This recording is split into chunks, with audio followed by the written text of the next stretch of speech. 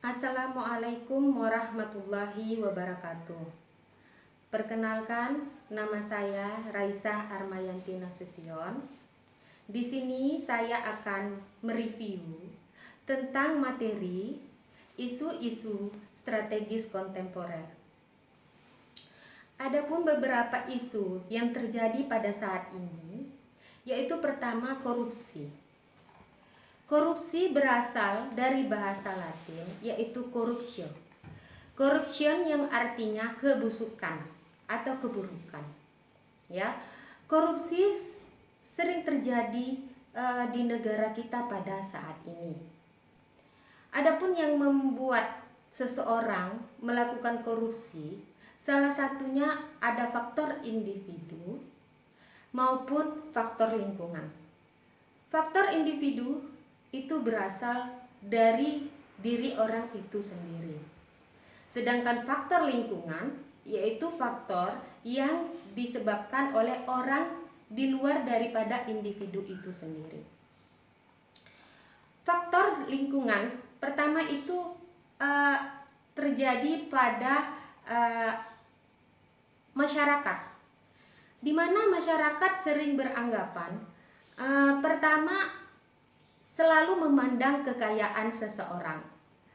Yang kedua, masyarakat selalu bersikap bahwa seseorang yang memiliki kekayaan itu adalah yang memiliki harkat martabat yang tinggi.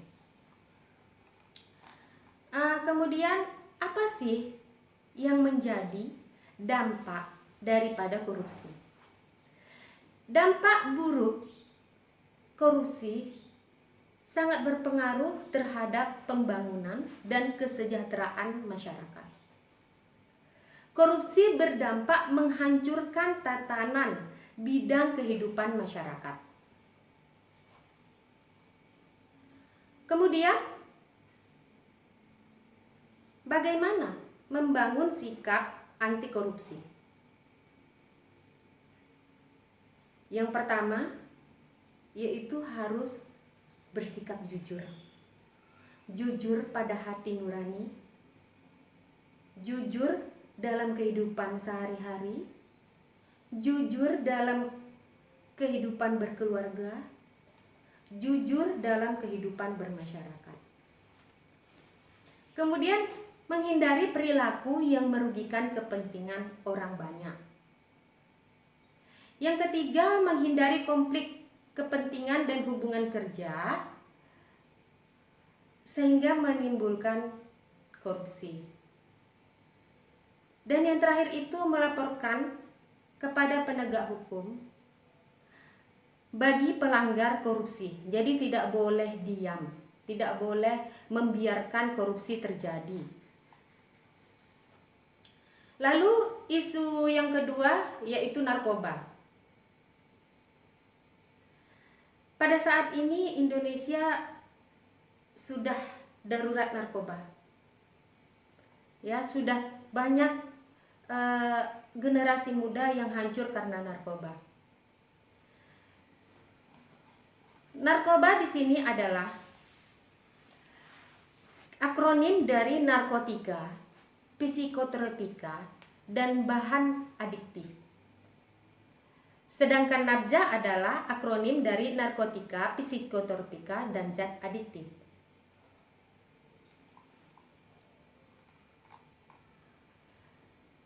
Sehingga dengan itu kita harus membangun kesadaran diri untuk anti narkoba.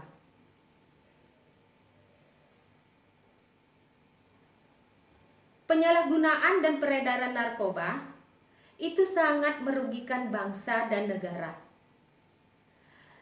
Dengan itu perlu adanya kerjasama antar masyarakat untuk memberantas narkoba, baik itu dari pemerintah, masyarakat maupun tokoh masyarakat yang ada di sekitar. Kemudian yang ketiga yaitu terorisme. Teroris. Teroris berasal dari kata Latin terere, yang berarti gemetar atau gementar.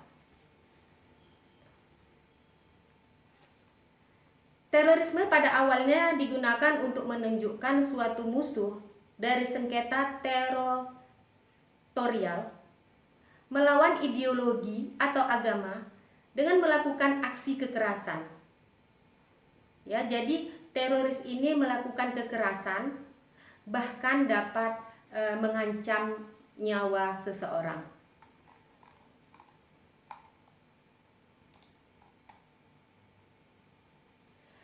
Berikut adalah potensi-potensi terorisme.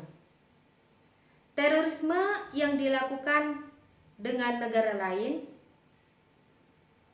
terorisme yang dilakukan warga negara yang tidak puas, terorisme yang dilakukan organisasi, dan yang keempat, teror yang dilakukan masyarakat kepada dunia usaha. Terorisme ini sudah menjadi isu daripada global. Banyak terjadi terorisme di internasional, seperti pemboman, kemudian ISIS, ada juga Al-Qaeda, yang mana mereka melakukan kekerasan dan kejahatan. Kemudian selanjutnya isunya yaitu radikalisme. Kata radikalisme ini sangat sering kita dengar pada saat ini. Radikalisme. Apa sih sebenarnya radikalisme itu? Radikalisme berasal dari radis. Ya, berasal dari kata radis. Pengertiannya yaitu nuansa yang politis untuk mengubah kekuasaan, itu ya, radikal. Jadi radikal ini masih menjadi perdebatan juga pada saat ini. Ragam-ragam radikalisme.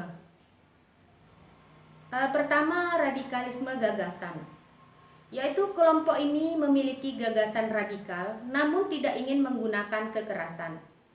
Yang kedua, radikal milisi,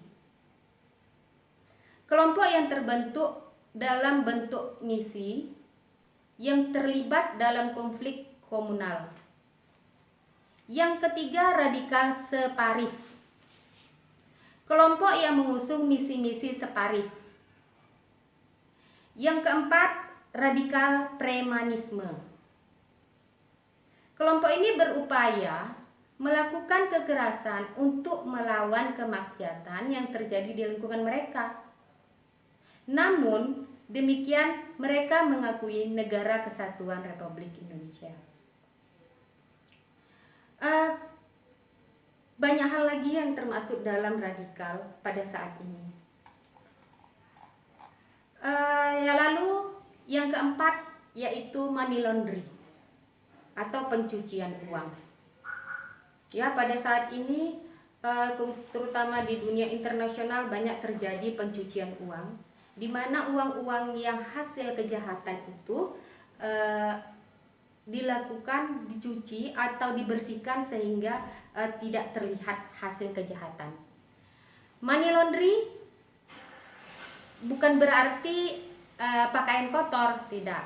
Tetapi maksudnya yaitu menyamarkan, upaya menyamarkan, menyembunyikan, menghilangkan atau menghapus jejak asal-usul harta yang diperoleh dari tindak pidana.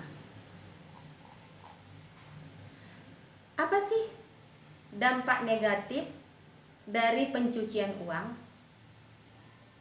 Pertama, dengan adanya pencucian uang itu, pertama merongrong sektor swasta yang sah. Jadi kalau sektor swasta yang sah itu akan terganggu dengan adanya money laundering. Kemudian merongrong integritas pasar-pasar keuangan. Yang ketiga, hilangnya kendali pemerintah terhadap kebijakan ekonomi. Yang keempat, timbulnya distorsi kestabilan ekonomi. Yang kelima, hilangnya pendapatan negara, sumber negara dan pajak. Yang keenam, risiko pemerintah dalam melaksanakan program privatisasi. Kemudian menimbulkan biaya sosial yang tinggi. Jadi sangat merugikan dengan adanya money laundry ini. Yang terakhir yaitu kriminal yang terjadi pada cyber. Ya, pada saat ini seringkali terjadi kriminal di cyber seperti kejahatan dalam sosial media. Jadi harus menjaga diri. Mungkin itu penjelasan saya tentang isu-isu kritis pada saat ini. Demikian saya akhiri. Assalamualaikum warahmatullahi wabarakatuh.